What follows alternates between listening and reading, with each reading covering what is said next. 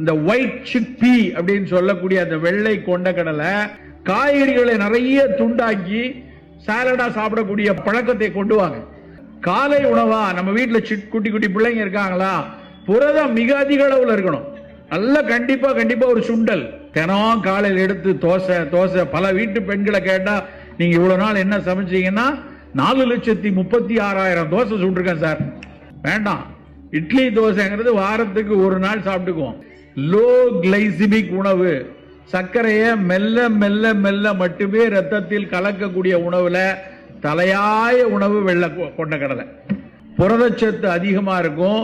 அதுல இருக்கக்கூடிய கொஞ்சம் கார்போஹைட்ரேட் வேகமா ரத்தத்தில் கலக்காது. நம்ம தட்டுல வெறுமன மல்லிகைப்பூ மாதிரி வெள்ளை வெளியேறின 7 இட்லி, அதுக்கு நல்ல இவ்வளவான கட்டி சட்னி, அதுக்கு ஊத்தி கொள்ள சாம்பார்னு சாப்பிட்டோம்னா ஒரு காலத்திலேயே நம்ம உடம்புக்கு எதிர்பார்த்தல் கூடாது.